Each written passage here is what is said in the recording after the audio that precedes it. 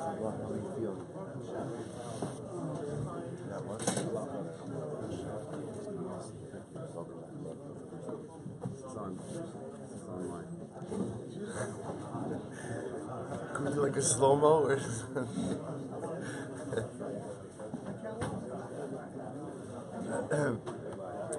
All right, Jabosai, good morning. We're beginning today's daf. Today's daf is Daf Lamed Gimel, and we are starting Emirat Hashem from the Mishnah. I want to thank Rabbi Richter for giving us shir yesterday. Also, the refreshments this morning are sponsored by the Sheinman family in honor of the birth and the bris of their son Moshe. We hope that Emirat Hashem, parents will be zocha to see him grow up to be an incredible Ben Torah, beautiful Yiddish Nachas for many years to come. All right, we'll say, so let's begin. Mishnah, a beautiful, beautiful daf ahead of us today. So again, still continuing on the topic of Shevuos Ha'idus, which remember again deals with the fact that if I feel or I know, quote unquote, that someone has testimony on my behalf, I can force them, and they claim that they don't know any testimony on my behalf, I could force them to swear that they don't have any testimony on my behalf. So the Mishnah continues on that same theme. Mashpia ani aleichem im lo savo v'sa'iduni sheyesh li bi'ay ploni pikadon u'trumes yad. So we'll say, here's the following case. I show up and I say, Reuven and Shimon, I hereby make you take an oath I hereby adjure you that you have to swear out that you should come and testify on my behalf that I lent money to a third party, right? There is money of mine that, for example, a pikadon means a deposit, shomes yad is a loan, gezel, or Reuven, someone else stole something from me, aveda, there's a lost object in someone else's hand. So I come over to these individuals and I say, you have an obligation to come to Beis Din and testify on my behalf that my property is in the possession of this other individual. And what happens? The witnesses, we'll call them Reuven and Shimon, say, Shvua, she'ein anu yodin l'cha edus. And I will say, what happens? What happens? They swear, we have absolutely no knowledge of what you're talking about. And I will say, now, interestingly enough, the way that this case reads is as follows. I'm coming over to these witnesses, and I'm saying, well, actually, let's keep it easy. I'm calling them A and B. Say, A and B, you know that I have the following items in the possession of Reuven. What are the following items? I gave him a pikadon, I left him money, I lent him money, he stole something from me, he found one of my objects, and I tell them, you guys have knowledge about all of these things, come to Beis Din and testify on my behalf. What do? They swear, Shvoshin anu yodin l'cha edus. We have no knowledge of anything you're talking about. So we'll say, what's the halacha? Now it turns out that they're lying. They have knowledge about each of these things. So what's the halacha? Ein chayavin ela achos. We'll say the halacha is they're only chayiv for one false oath. Even though at the end of the day, they swore falsely regarding multiple items, they're only chayiv for one false oath. And the reason for that is because they did not take an item-specific shvuah. They just said shvuah she'in anu yodin l'cha edus. However, shvuah she'in anu yodin sheish l'cha biyadi ploni. Sheish l'cha biyad ploni. Pikadon shomes yad gezel aveda chayav nakalachas v'achas. We'll say on the other hand, if they were to take an item-specific shvuah and they were to say, we swear that we have no knowledge that you have a pikadon, a shomes yad, gezel avedas. In other words, they essentially go ahead and specify each and every item over which or for which supposedly they have no knowledge, and then it turns out that what? That they're lying. So we'll say the halach is chayav ma'kolachas v'achos.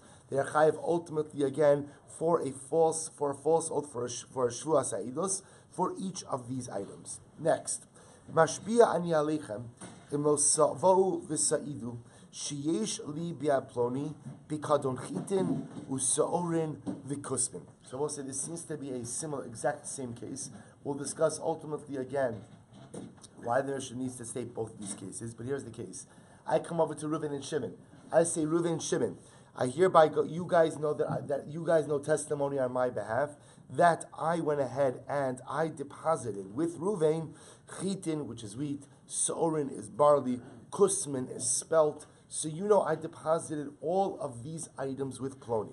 And what happens? They say Shvua, she'in anu yodin l'cha edus. And what do they claim? They claim we have absolutely no idea what you're talking about. So we'll say, it turns out that what? Remember all of these cases where after they swear they know nothing, what ends up happening? They know something. So they're lying. What's the halacha? Ein chayavin ela achos. We will say the halacha is they're only chayiv ultimately again once. Only chayiv once. Even though again their kfira, even though again at the end of the day their denial is regarding multiple items, because they were not item specific in their Shevuah, therefore they're only going to be chayiv once. On the other hand, Shevuah she'ein anu yodin lecha edus sheyesh lecha bi'at ploni chitin u'sa'orin v'kusmin chayavin al kolachas v'achos.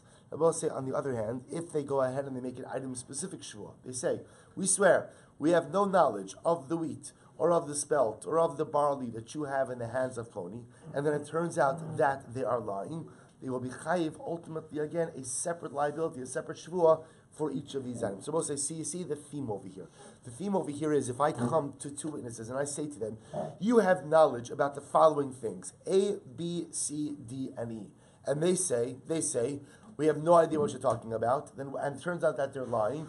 Their liability, they're ultimately chayiv one Shevuah Sa'idus, for one false Shevuah Sa'idus. On the other hand, if they respond in kind, we have no knowledge about A, B, C, D, and E, we essentially look at each of those items as a separate denial, and each separate denial goes ahead and generates a separate obligation for the false Shevuah. Good. Says the Gemara. Next. Mashbi'ani aleichem. We'll say these are all interesting cases. Mashbi'ani aleichem. In lo savo v'saiduni, sheyesh li biad ploni. Now we'll say, now we're going to get into a separate discussion about, we'll see cases, well, let's see it inside. Mashbi'ani aleichem. So we'll say, listen to this. So I go over to Reuben and Shimon and say, Reuben and Shimon, you know testimony on my behalf. I hereby adjure you. I hereby impose a shvuah upon you. If you do not come and testify on my behalf, that's what? That I have in the hands of so-and-so, nezek. Right? Nezek means he damaged me, he owes me damages. Chatzi nezek. Remember again, we learned about chatzi nezek in our Baba Kama days. Half damages. Tashlumi kefal. I will say kefal means the double payment when an item is stolen. Tashlumi arba v'chamisha, the 4 and 5 time penalty payment. Ultimately, again, if you steal an ox or a sheep and then you steal it, slaughter it, and sell it. Visha'anas ish ploni esbiti. Or I say to the witnesses, you know that Reuven violated my daughter, and he goes ahead and he owes me the fine for violating my daughter. Upita osbiti, or he owes me the fine for seducing my daughter. V'sheikani b'ni. Well, so that's interesting here. What's sheikani b'ni? This is the case where I claim my son hit me. My son hit me. Now, what's the halacha? If you look at Rashi for just a moment, Rashi says, v'sheikani b'ni. Rashi says, haka she'in b'chabura. I will say this would be talking about an injury that did not leave a wound. What does this mean? Shenochayv alav misa. I will say shamake aviv eno. So listen to this. Shamake aviv eno chayv ela imkin asa b'chabura. I will say if a son hits his father, a child hits a parent, there is a chiyuv misa for striking a parent. However, that is only true if you create a chabura, if you create an injury. What happens if a child strikes a parent and there is no chabura, there is no injury? So we'll say, what's the halacha in that case? Well, we'll discuss this more in the Gemara. The halacha is that ultimately there's a chiyuv mamon. Rashi says over here, v'chayvan deleka misa ika mamon deboshes. This is very interesting.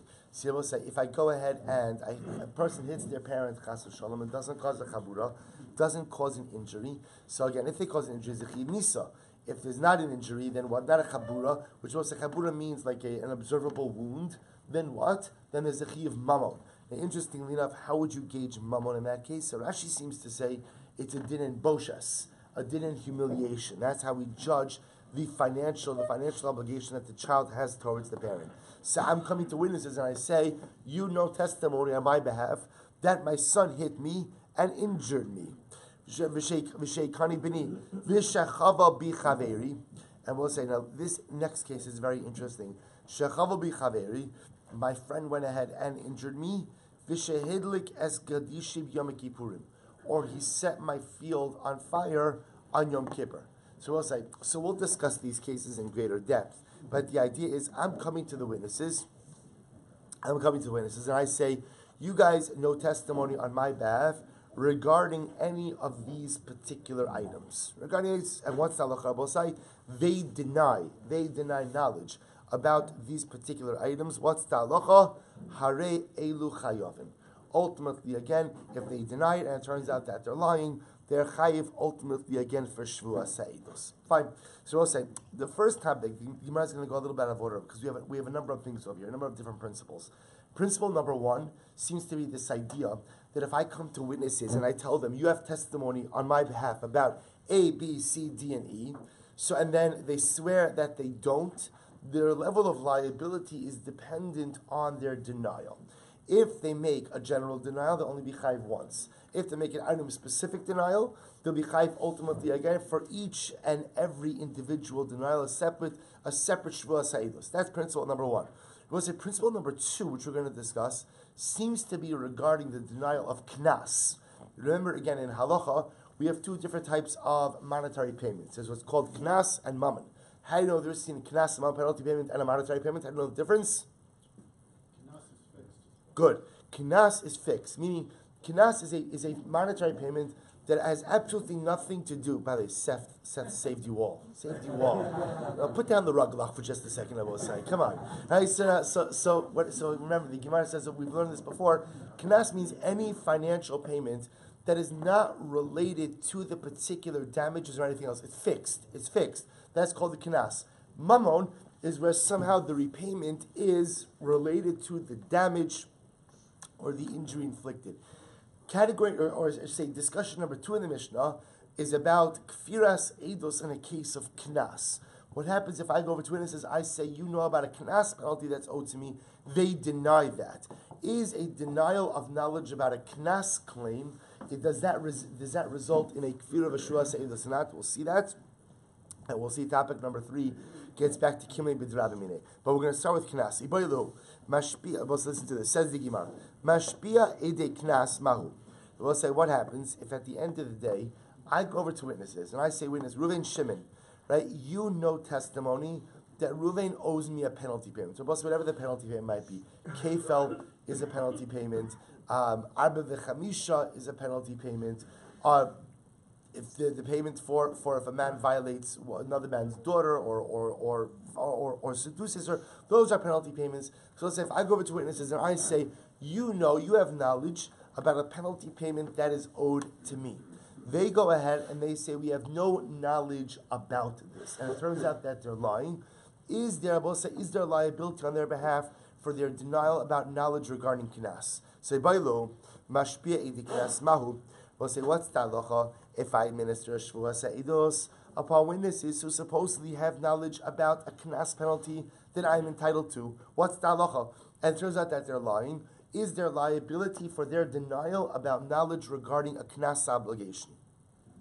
So the Gemara says, "Leave it to Rabbi Shimon, lo tibai lecha." So Rabbi Shimon, we'll say this is not a kasha. Why? Because what does he say? The Amar yavo eidim v'yaidu. We'll say, look at Rashi in just a moment. Yavo v'ya'idu, or according to Rashi, ya'idu, v'yischayev, ve'eno niftar b'hodar rishona. So we'll say, listen to this.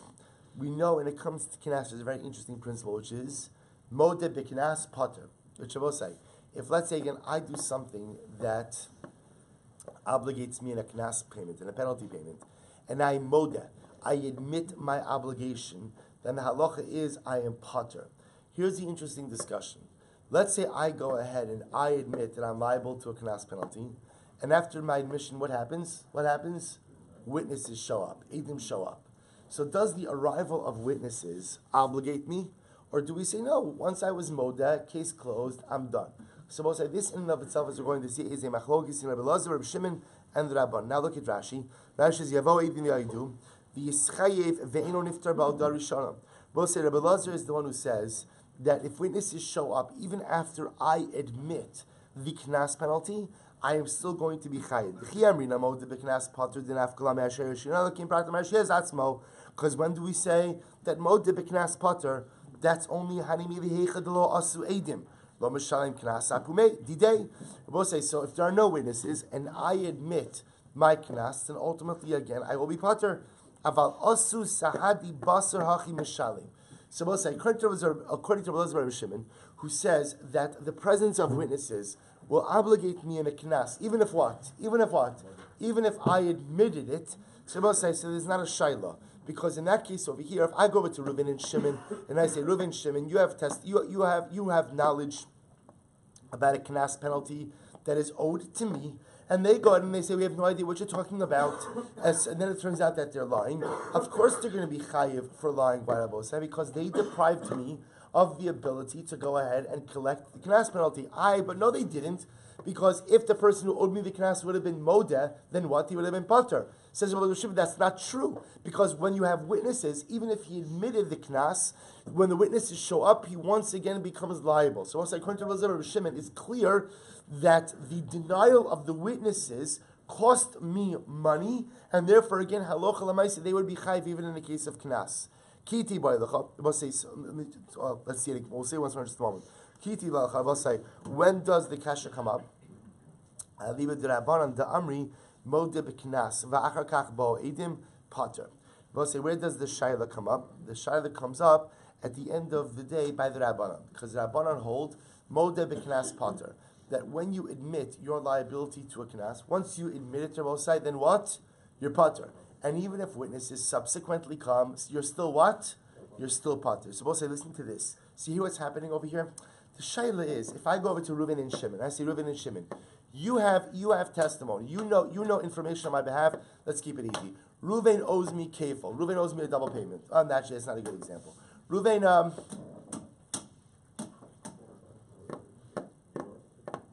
good pure knas. All right, whatever it is. So you have information that Reuven owes me a good pure. He owes me knas. He owes me a penalty payment. What happens to both sides? The witnesses say we have no idea what you're talking about. It turns out that what? They're lying. They do have knowledge. We'll say the shaila is, are they liable?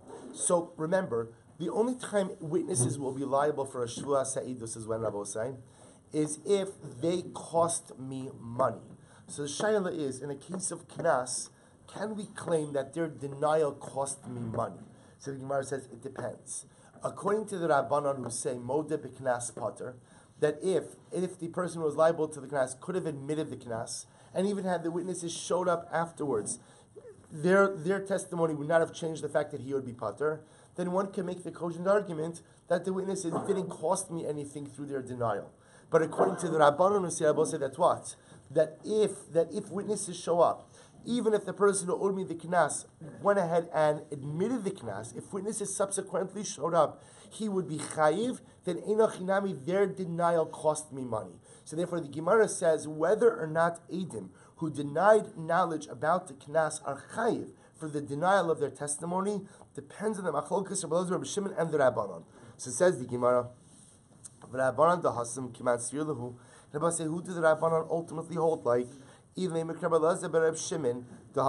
going to say that ultimately again, they hold like Rabbi Lezer Shimon over here, Haka'amar, so he said, Davar ha'garim l'mamon kimamon dami. We'll say, remember again, he holds that something ultimately again that would cause Davar ha'garim l'mamon kimamon dami. Also, we've seen this concept before, which is something that ultimately again could cause financial obligation, has the status of money itself. Ella kirabana dehacha. Rather, also you have to say that they were hold like the Rabbanon ultimately from here. Da'amri davar ha'garim l'mamon lav kimamon dami. So says the Gemara, "My what would be the halacha? Kevan di'ilu modeh miftar." So on one hand, I can say like this: since at the end of the day, if the person who owed me the knas would be modeh to the knas, he would become pater. If that's the case, lav mamona kakafrale. Then I will say ultimately, since the person who owes the knas has the ability ultimately to just make the entire obligation disappear simply through his own admission, then at the end of the day, the witnesses are not denying testimony regarding a financial matter. Since at the end of the day, the obligation to pay could just simply evaporate with the admission of the claimant. Claimant, is that the right term? The person who owes the money? Yeah, the claimant. So therefore again, halacha l'maisa, they're not denying knowledge about a monetary claim. O dilma, hashta mihala odi. On the other hand, at the time when the witnesses said, Silber, we have no information regarding this case for you, at that point on, I will say the claimant, the person who owed me the knas, did not yet admit to it. So we'll say at the end of the day, mammon is still in play. To which the Gemara says, Tashma. So we'll say, so here's the Shaila. So you understand the Shaila we're trying to figure out. Up until now, we've been speaking about cases of mammon, monetary claims. Here I'm coming to witnesses. I say you have testimony for me regarding a knas claim. But we'll say they deny their knowledge. They deny they have any knowledge regarding this. Is denial of knowledge of a knas claim ultimately the equivalent of denying mammon or not? So it says the Gemara Tashma, Mashpiani Alechem. Imlo sava'u v'sayduni sheyesh li biad ploni nezek v'chatzi nezek. Oh, the says the Gemara. We can prove this from our Mishnah. What was the second case or what was the first case in this topic in the Mishnah? I come over to Reuven and Shimon. I say, Reuven and Shimon, you have testimony that what? That Levi owes me nezek damages or chatzi nezek or half damages. Rabbi say, chatzi nezek knasu. The most remember Chatzi Nezek from our Baba Kama days. Chatzi Nezek, half damages, is a knas. Excuse me. Chatzi Nezek, I will say, is not a financial payment. Chatzi Nezek is a penalty payment. Ultimately, again, the Chatzi Nezek knasahu. So which the Gemara says. So you see over here from the Mishnah that Shevuos Ha'edus goes ahead and applies even by a case of knas. To which the Gemara says, not necessarily command Amar. Palganiska mamona. This Mishnah could be reflecting, the opinion that says that what? That Chatzi Nezek is mar. Where we have this machlokes back in Baba Kama. Is Chatzi Nezek knas? Is Chatzi Nezek mamon? That in and of itself is a fundamental machlokes. Hani chalamanda amar palganiska mamona. So that's fine according to Mandar who says that Chatzi Nezek is mamon. Elo lamanda amar knasa ma'ikal meimar. But also say, how does the opinion who holds that Chatzi Nezek is a knas? How does he learn the Mishnah? Excuse me. Bechatzi nezek tzroros. We'll say you'll have to say that it's what? It's the case of chatzi nezek tzroros. We'll say what's the case of chatzi nezek tzroros? We'll say take a look at the second wide line in Rashi. Rashi says chatzi nezek tzroros. Second wide line in Rashi. Behema shaisa mahalechas baderech v'haisa tzroros minasim mitachas radleha v'shibra esakelim mishalem es chatzi nezek. Remember this case? An animal is walking on the road. And what happens? It kicks up pebbles. Those pebbles go, and those pebbles break a utensil. So we'll say, so what's the halacha? The owner of the animal only has to pay chatzi nezek in that case. Va'afapi she'in zeh shinui deha'orcha b'hachi. And even though again, I will say this is what's called a normative case of damages. V'havya tolda the regel, v'lav tolda the keren tama. We'll say this would be a case of a tolda the regel. This is regel. We'll say remember again, regel is any damages that an animal performs derech hilucha. In normal course of events, v'havilei l'shalomei nezek shalim, halacha l'moshe misinai lechatzi nezek, v'hu chatzi nezek mamonahu tehalav told the kerenu. So amazingly enough, remember when we speak about chatzi nezek normally is the amount of money you pay for what we call keren tama. Keren is any time that an animal damages through what we call aggressive behavior. So the first couple of times that the animal does that type of damage, only chayiv for chatzi nezek. That's a knas. However, again, there is chatzi nezek tzroros, which also means if an animal is walking, kicks up pebbles, the pebbles go and, let's say, smash utensil, the owner of the animal only has to be chatzi nezek. Now, both say, that's not a case of knas, but rather that's halacha l'moshe misinai. So it could be that even if you normally hold that chatzi nezek is a knas, that's only in chatzi nezek of keren. But if it's chatzi nezek of regel, chatzi nezek tzroros, that is the case ultimately of mamon, and that could be the case that the Mishnah is dealing with. The which the Gemara says, "Aikala meimar b'chatzi nezek tzroros tehilchasa gemirila dimamonu." Because we have a halach l'moshe misinai that says that is mamon. Tashma tashlume kefel mishum karna. So we'll say 1 second. So the Gemara says 1 second. What about tashlume kefel? So we'll say all the Gemara is trying to prove over here is that the Mishnah brings down cases of what? The Mishnah is bringing down cases of knas. So you see from the Mishnah that Shevuos Ha'edus applies to cases of knas as well. What about the Shum Kefel? We'll say Kefel is a case of knas, to which the Gemara says Mishum Karna. We'll say ultimately again the liability for Shevuos Ha'edus in the case of Kefel. We'll say Kefel is not all knas. Kefel has what? It's a double payment. We'll say one of those payments is what?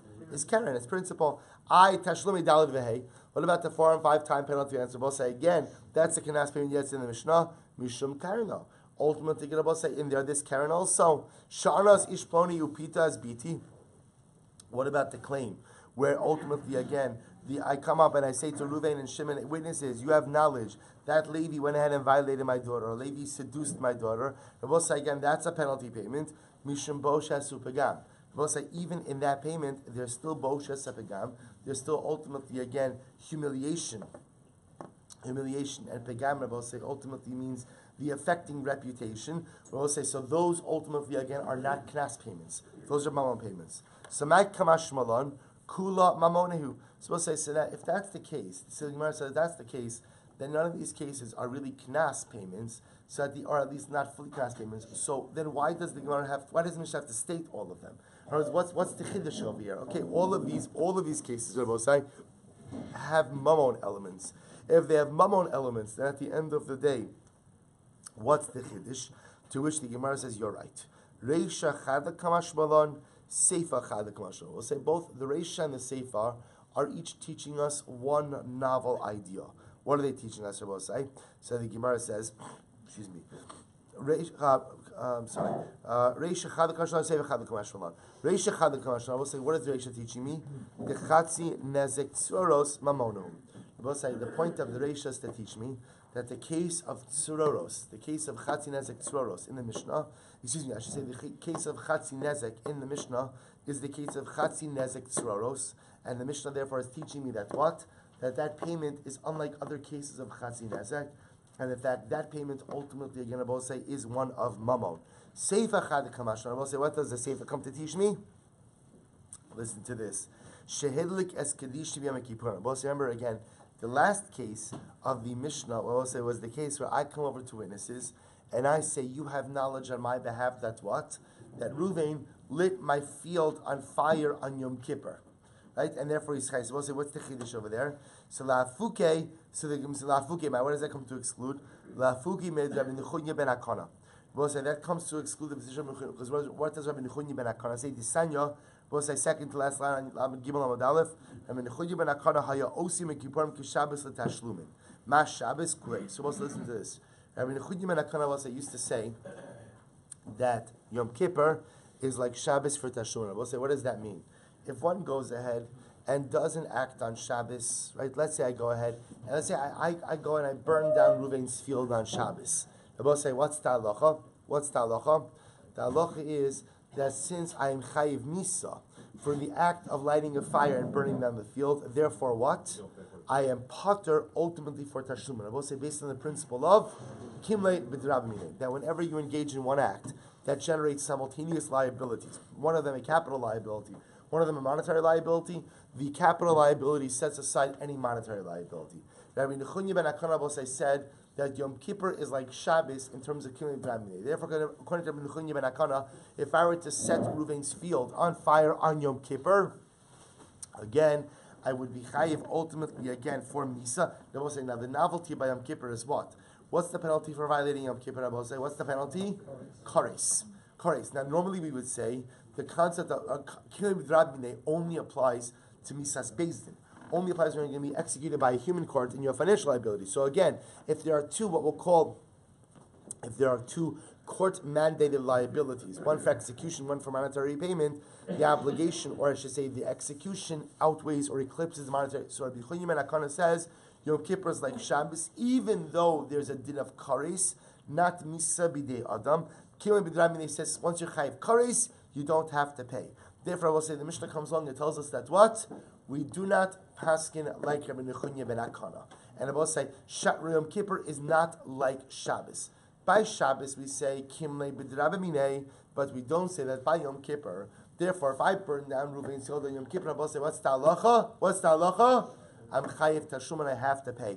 That's why it's included in this case over here, I will say. So if I say to witnesses, you, Reuven, Shimon, you have knowledge that Levi burnt down my field on Yom Kippur, and they claim we don't know what you're talking about, Tabosai. They are chayav for the denial of testimony. Why? Because ultimately, again, their testimony could have allowed me to collect the money from Reuven. He burnt it down on Yom Kippur. He's chayav kares. That's fine, but kares Tabosai does not trigger kimlim b'drabamine. He's still going to be chayav to pay me money. Good. So Gemara goes weiter. Tashma. So let's listen to this. Excuse me. Mashbia ani alechem. So we'll say new case of Shevuos Seidus. I literally again I impose an oath upon you. Imlo savo v'saiduni, if you do not come and testify on my behalf. Shahotzi ish ploni shem ra al biti. We'll say, listen to this. So in this case over here, we'll say, what's the case of Motzi Shem Ra? A man marries a woman. A man marries a woman. And then what happens? After they get married, he shows up in Beis Din and he says, she wasn't a basula. She wasn't a basula. And they both say, what is he effectively claiming when he says she wasn't a basula? He's saying, mechach tos. The marriage is void. And by saying the marriage is void, I will say essentially what he's saying is, I'm out and no ksuva. I'm out and no ksuva. So what happens? So if it turns out that he's lying, I will say that's the concept of Motzi Shem Ra. Motzi Shem Ra means a man defames his wife by claiming that she wasn't the basula, when in fact she really is. So what happens? I show up and I say, Reuven, Shimon, both of you know testimony on my behalf. Both of you know testimony on my behalf that Levi defamed my daughter.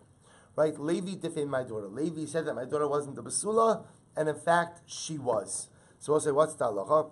Chayavit. Now, if the witnesses come along and say, we have no idea what you're talking about, right? We have no testimony on your behalf. They take a shvua, and it turns out that they swore falsely. They did no edus. And we'll say, what's the halacha? They're chayiv. On the other hand, hodami piatzmo, if Rabbi say Levi, who is the husband, admits that he defamed my daughter, then what? Potter. He is exempted from the fine. I will say which is, because remember again, that's moda b'knas potter. That's ultimately, again, if one goes in and admits a penalty payment, he will be potter. Take a look at Rashi for just a moment. Rashi says, Hodimi piatzmo, bebeis din, zeh shehotzi shem ra bebeis din achar potter. Kasra say, so now, what is it? Now, what's going on over here? How money? Both say, whose opinion is this? Rabbi Elazar ben Reb Shimon, da'amar yavo edim v'ya'idu. Now, both say, now what's happening over here? This is a knas case, right? This is a knas case. Remember again, Motzi Shem Ra is knas. Both say, what did we just see over here? What did we just see? What did we just see over here? Both say, we just saw that Shevuos. Right? Don't look at that. Don't look at that the same this time. Right? What did we just see over here? We saw both say now that Shevuos Sa'idus. That Shevuos Sa'idus, Rabbi say, applies to a case of knas. That's what we just saw. Now the problem just is we have an inherent contradiction. Because we just said, Rabbi say, who is the one who holds that Shevuos Sa'idus applies to a knas? That's Rabbi Elazar ben Reb Shimon. So we'll say, listen to this. Hamani.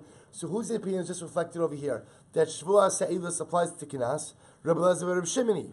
Damar yavo eidim v'ya'idu. Here's the problem.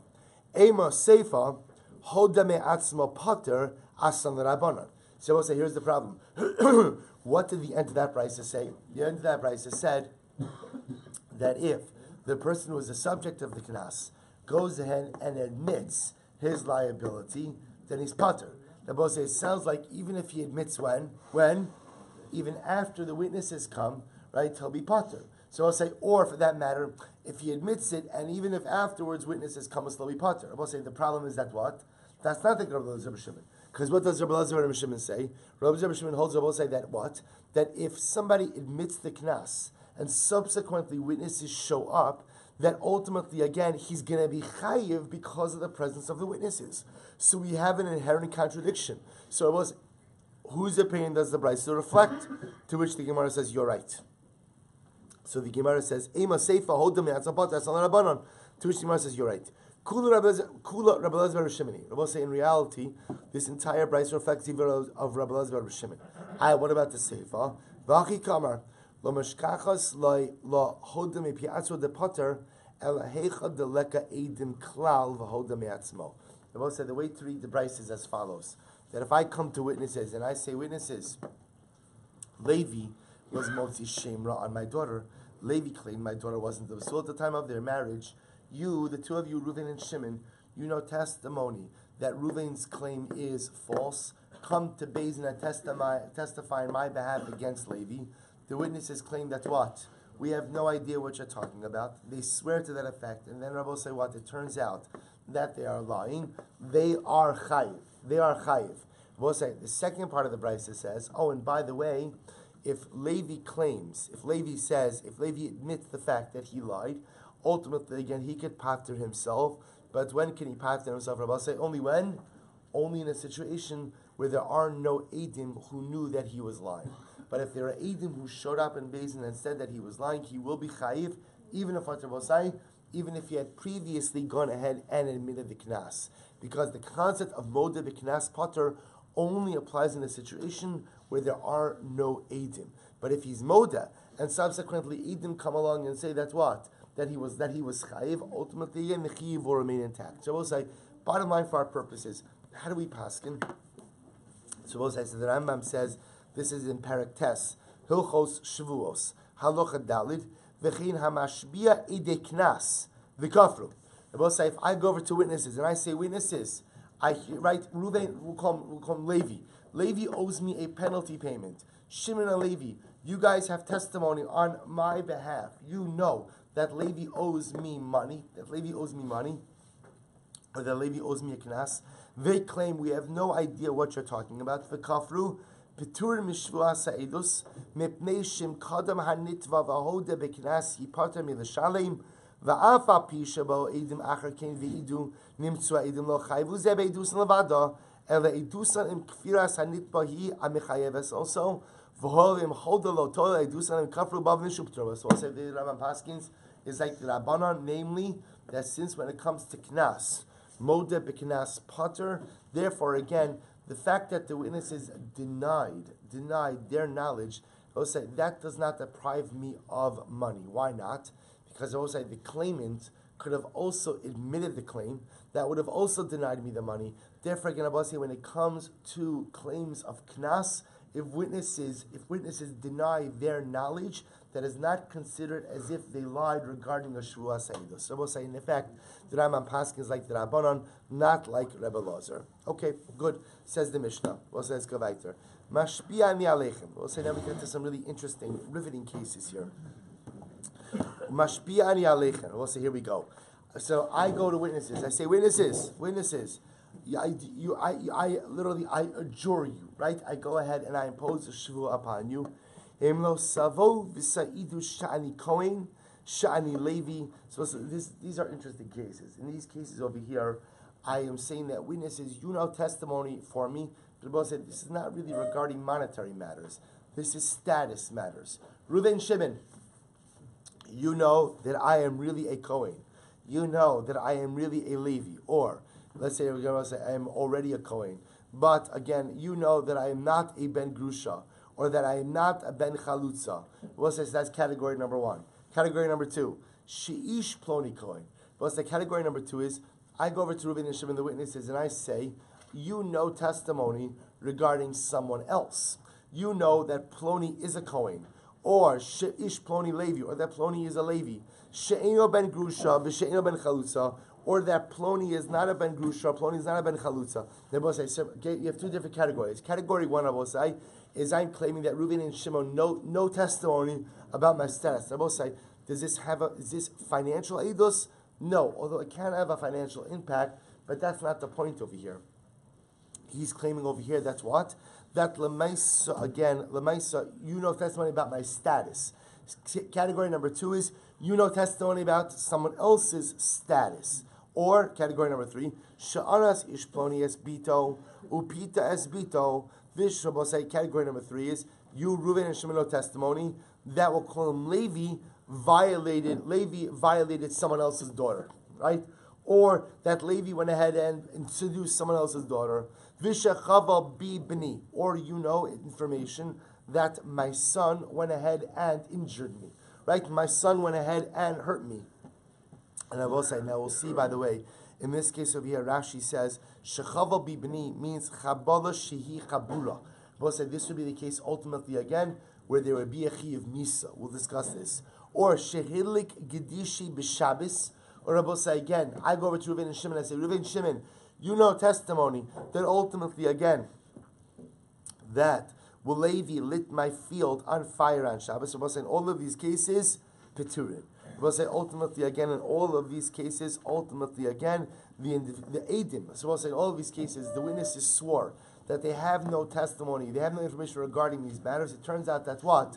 That they're lying. And we'll say, what's the halacha? They are potter. And I will say, we will see why they're potter for different reasons over here. If you look at Rashi, actually, for just a moment, Rashi says, first of all, if you look in the middle of the Mishnayos, and Rashi in the middle of the Mishnayos, Pturin, Deba'inon Shishnu Mi'piatav. So we'll see, the common denominator in all of these cases is that they are potter, but for different reasons. So I'll just tell you a little bit of this outside. In the initial cases of the Mishnah, where I'm going over to witnesses, and I say, witnesses, Reuven, Shimon, you know that I am a Kohen. Swear to that effect. They say, we have no idea what you're talking about. Now it turns out they really do know that I'm a Kohen. They're not chayav for that Rabosai, because we will see that one is only chayav for Shevuos Sa'idus when Rabosai, when there is a denial about Mamo. That's number one. Number two, category number two, is where I can move to Reuven and Shimon and say, Reuven and Shimon, you know testimony about a third party. They deny. It turns out they do know testimony about the third party. Why they potter in that case? So we'll say why. Because at the end of the day, one is only chayav for a denial of edus if ultimately, again, they are being petitioned by the person whom the edus directly impacts. But if they are being petitioned by a third party, that's not Shevuos Edus. And the Bosai will see the third category of things, ultimately, again, are cases of Kimle B'derabamine. My son caused me a chabura. Someone went ahead and lit my field on fire on Shabbos. I will say these would be cases, ultimately, again, these are not monetary cases because these are cases where there is a chi of Nisa. Therefore, the witnesses will be pater for Shevuos in this case. So we'll see all of them in the Gemara. Look at the Gemara. Taima, the ish ploni coming, the ish ploni levi. Hamani le ploni niya ploni chayavin. I will say it seems like the reason, ultimately, again, in the first part of the Mishnah, why the witnesses are pater, is because I'm coming over to Reuven and Shimon. I say, Reuven and Shimon, you know testimony that what? That will call him Levi. Levi is a Kohen, right? That Levi is a Levi. So I'll say, so what does the Mishnah say? So the Mishnah says, the witnesses say, we have no idea what you're talking about, but it turns out that they're lying, that they really do. So we'll say, the reason that the Eidim are pater is because I am petitioning them to testify regarding matters of status. But if I came over to them and I say, witnesses, you know that what? That Levi really owes Yehuda Amana, and the witnesses denied it, that they would be chayiv in that case. But one second, Hakatani Seifa at Yishmu mi Piatoveya. The second part of the Mishnah says that witnesses can never be chayiv for a claim about someone else. The only time they're chayiv is when the person making them take the shvua is the one himself who is owed the money. Amar Shmuel Babar Shah. Shmuel says, oh, what's the case? The case is where I come over to Levi and to Shimon. I come over to Reuven and to Shimon, and I say, Reuven and Shimon, you know testimony on my behalf. I should say differently. You know testimony on behalf of Levi. And I am here representing Levi. Rabbi say Hasha means I'm Levi's lawyer. Rabbi say Hasha means he has empowered me to collect this debt on his behalf. I v'amri nardoi. Lo kasvina orkesa metaltli, but the Nardoim said that what? That we don't go ahead and write an Archas. I will say Archas says the Shtar Harsha. We don't go ahead and write the Shtar Harsha on metaltlin, on movable property. I will say, now look at Rashi just a moment. Rashi says over here. Rashi says Archasa, actually metaltli, lefi she'enu be'en. Va'idin me'idin amasha kosov machmash yishli bi'apon kachas. So we'll say, a Shtar Harsha says as follows. Shtar Shah says that I hereby empower Ploni to collect this item on my behalf. We'll say, so Shtar Shah goes ahead and attests to a fact. Reuven owes me money. I hereby empower another party to collect that money. You can only write the Shtar Shah if the money in question is, or if the money being discussed is not in question. In these cases over here, both say the metaltlin are in question. Therefore, you can't write a Shtar Shah about it. Hanimi the kafre.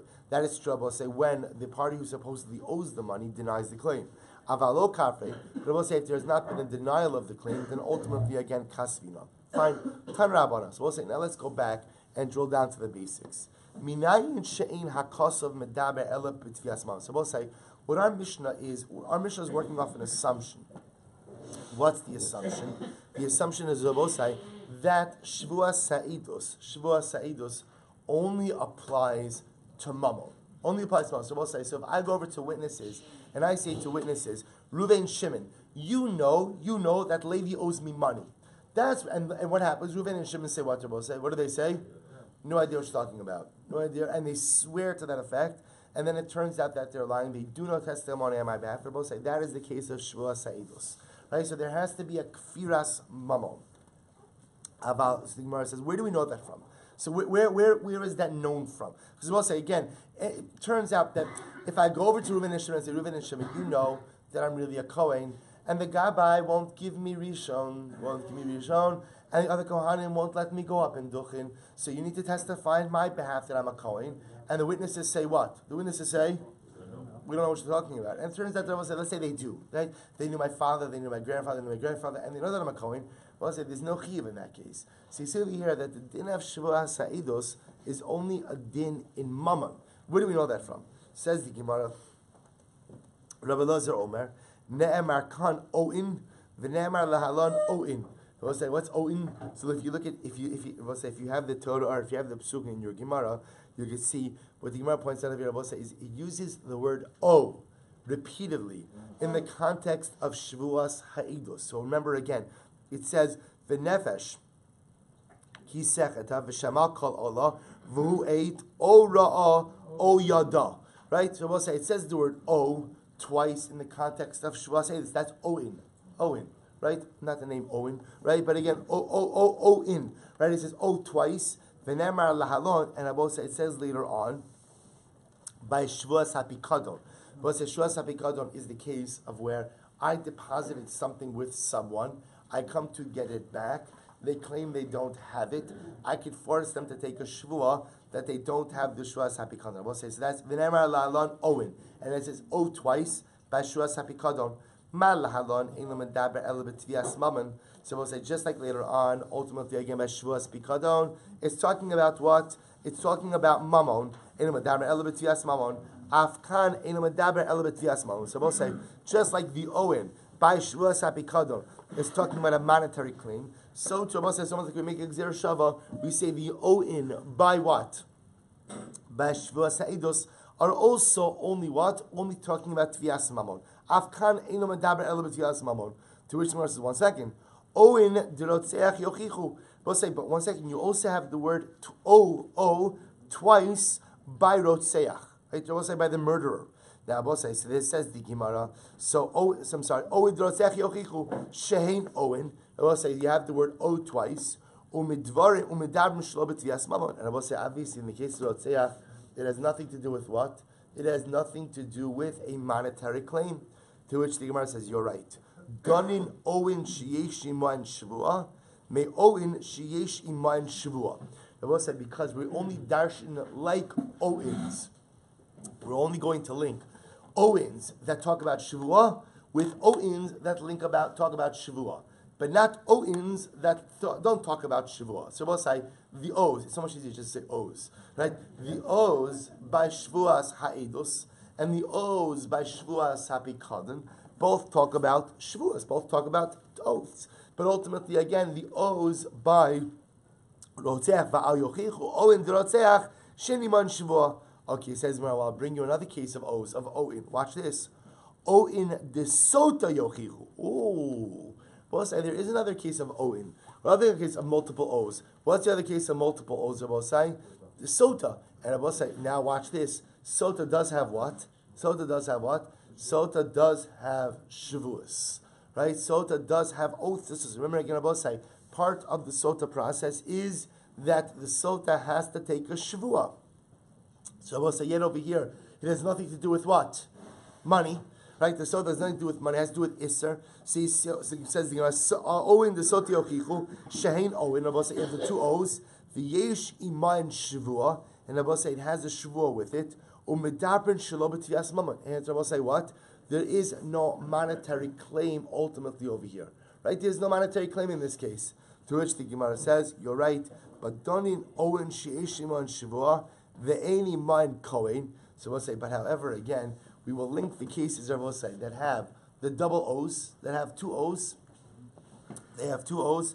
Ve'en iman kohen. And I will say again, there is no mention of a kohen.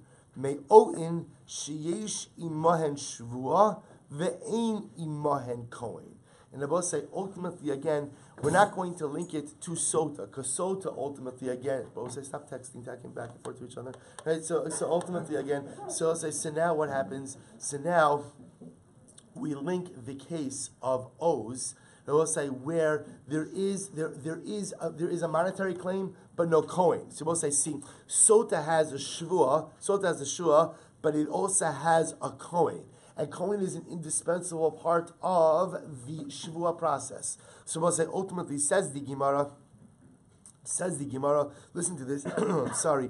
So Owen the Sotiochi, Hushesh Owen, Vieshman Shvo, Umedabrim, Shobatias Mamon. Tush Gemara says, Donin Owen Sheyesh Iman Shvua, Ve'eni Man Kohen. So we'll say we ultimately will darshan Owen that have a Shvua but don't have a Kohen. We'll say what are the two Owens? What are the Owen cases that have a Shvua without a Kohen? We'll say that Shvua Sa'idus, Shvua Sa'pikadon. Me Owen Sheyesh Iman Shvua Ve'eni Man Kohen. Vayochichu Owen Durotseach She'eni Man Shvua, right? She'eni Man Shvua. Vayochichu Owen Desot Deshalbi Sheyesh Iman Shvua Yesh Iman Kohen. So we'll say, so in other words, the Gemara essentially says as follows.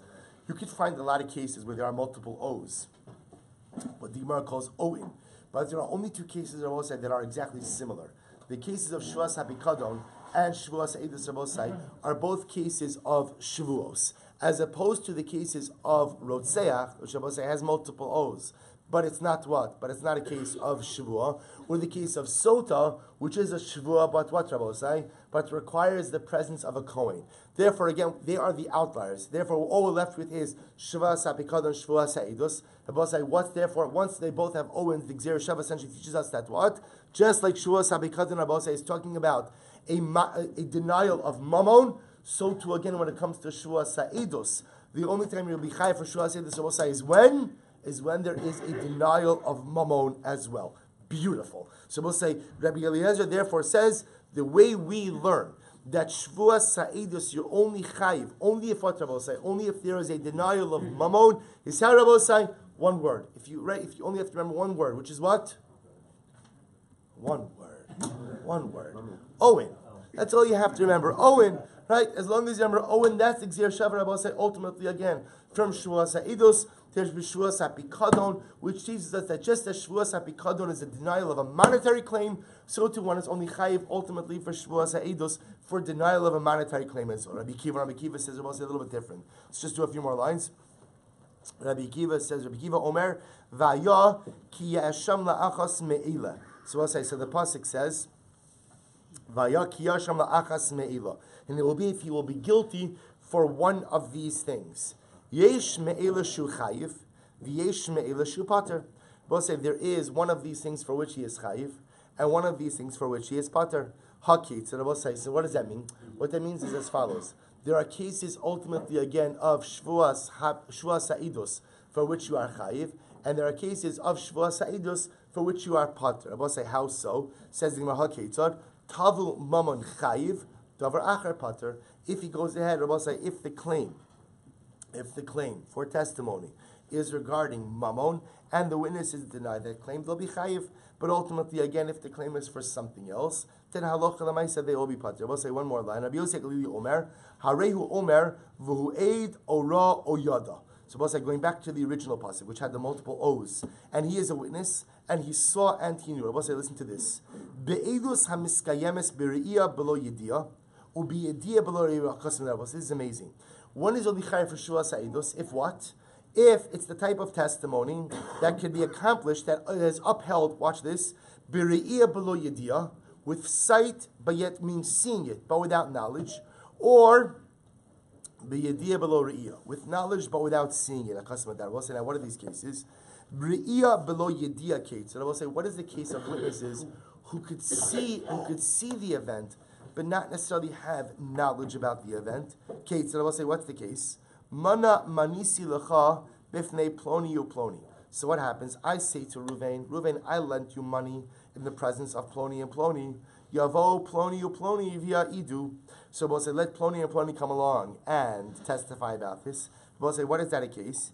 He re'iyah below yediyah. We'll say, that could be a case of ultimately of what? Of seeing something without knowledge. So we'll say, the two witnesses could what? They could see the fact that I gave the mana to Ploni. What don't they know? What don't they know? They don't know the context in which it was given. Was it a loan? Was it a pikadon? Was it repayment for a loan that I took from Ploni? Was it a matana? So we'll say that's a case of re'iyah below yediyah. So I saw what happened, but I have absolutely no knowledge about the circumstances. We'll say is that zo re'iyah below yediyah. Yediyah below re'iyah, Kate. So we'll say what's the case of yediyah below re'iyah? So the Gemara says mana hodisa b'fnei Ploni u'Ploni. So what happens? So I say to Ruvain, you admitted that you owed me money in front of Ploni. You admitted that you owed me a mana. Yavo Ploni via idu. Ultimately, again, let Ploni come and give testimony. Zohi yediyah below re'iyah. So we'll say, again, that's the case where Ploni could say, yeah, we heard it, meaning we heard it, we know it, but at the end of the day, we never saw anything that happened. We never saw that you originally gave Ploni money. Perhaps subsequently Ploni gave it back to you. So we know that the Hodah took place, but we don't know anything else. So we'll stop over here, but again, just understand what we're ending off with. So first of all, two pieces of important, well, one piece of important halacha l'maisa. Some more halacha l'maisa is that the Rambam paskins, like the Rabbanon, the Rabbah say when it comes to Shevuos Sa'idus, if Eidim deny knowledge about a knas claim, so we'll say ultimately again they are not in violation of Shevuos Sa'idus, because Shevuos Sa'idus only applies to ultimately cases of mammon, not cases of knas. That's number one. Working backwards a little bit, this last Mishnah now spoke about this concept that Shevuos Sa'idus, the Rambam Paskin that only applies to mammon, not knas. Now the Gemara is kind of going back and saying, what cases does Shevuos Sa'idus apply to? So we've established that Shevuos Sa'idus only applies to mammon. Now, both say, remember, the Mishnah introduced to us a variety of different ideas, which we'll get into in tomorrow's daf. But for our purposes, the Gemara picks up on this piece that Shevuos Sa'idus, when Eidim deny that they have knowledge, liability only comes about if they deny mammon, if they deny a monetary claim. Where do we know that from? So we'll say, so far again, we have three different opinions. So we ended off with Rabbi Yosef Levi, who will pick up with more tomorrow. We saw Rabbi Akiva, and perhaps most dominant, ultimately again, which we'll see this other Rambam Paskins, like Rabbi Eliezer. Rabbi Eliezer Darshan's Rosemer was the one word I asked you to remember. One word. Good. Oiv, right? It all comes about the drashas about the Oiv. The Gzeir Shava, ultimately again, between Shevuos HaPikadon, Shevuos Sa'idus, just as Shevuos HaPikadon ultimately is a din in Mammon, so too Shevuos Sa'idus is only a din in Mammon, and the Basi will continue here tomorrow. In just a few moments, Patrick Hellman is going to be giving an interesting shir again on the topic of tsaras, the visual realities of tsaras, that is going to begin literally in just a few moments right here. Shkoyach.